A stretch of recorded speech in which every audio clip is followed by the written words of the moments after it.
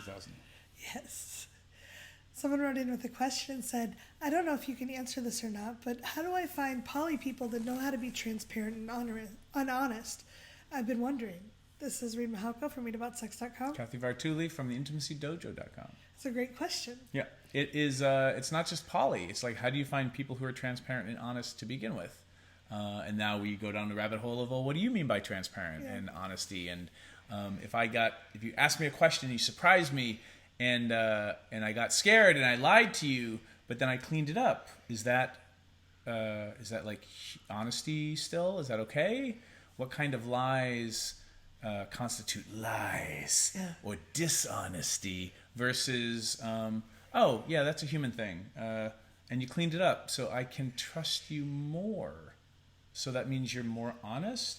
Or is the honest person only the person who's never told a lie? Maybe you could actually start these conversations with people as a means of getting to know them, to see, to assess. Are they the people you seek? I like role modeling too. I try to be authentic as much as I can. And the other day we were at a conference, and at the moment I kind of panicked and I didn't tell you what I really thought. And then I did. So as soon as that session ended, I asked you if you had a minute, and I cleaned it up. She's not transparent or honest. Yes. But I didn't feel like it was important enough to let's leave the session. So I like to role model it with my friends, and I know some of them are a little taken aback, where no, I really don't want to go to that restaurant. I want to be I don't like it when you do this, or just start being more open with people and requesting different things.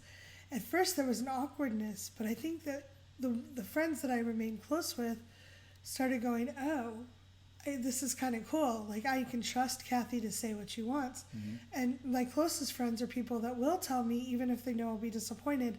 And I know that if I ask them something, if I ask my friend Rick, I say, hey, do you want to do this? He's going to tell me the truth. He's not going to do it because I don't have to worry about him just suffering through. And I do have friends where I'm I'm not really sure they're here because they want to be here.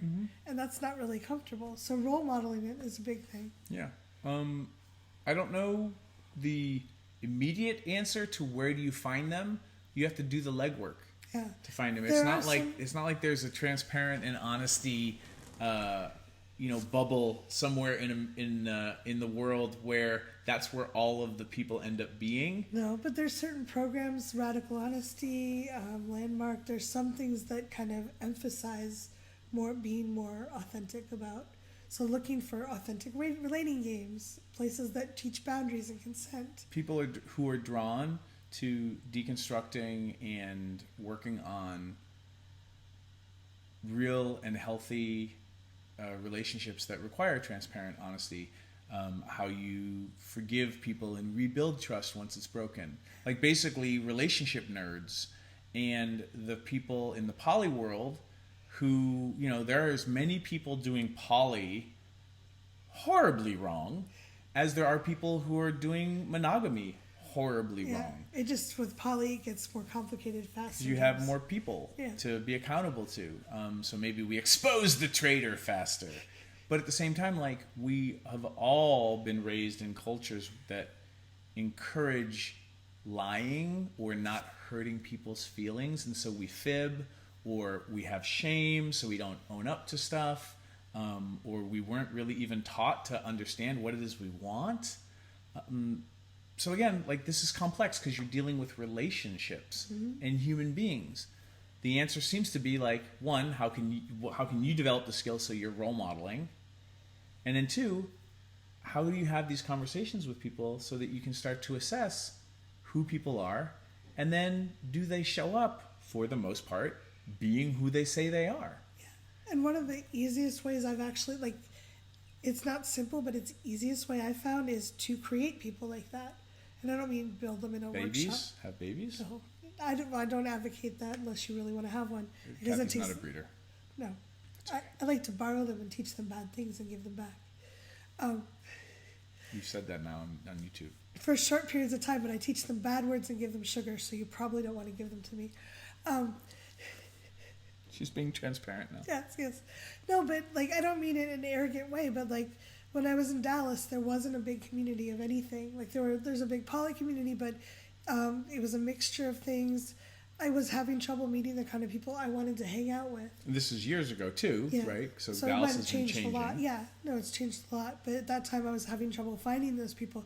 So I started a group where we actually taught those things. Like we went over exercises or brought people in, and we taught those things to the community. And the people that were interested in that naturally gravitated to it. And it started small. Some of my first ones had 2 or 3 people at them. But over time, it came, like, most of them sold out. And I started building a community of people I wanted to hang around with. They were geeks about the very thing I was and would call me on my stuff too. And that was beautiful. Yeah. So again, like Landmark Education is a great place to find people who are trying to work on transparency and integrity.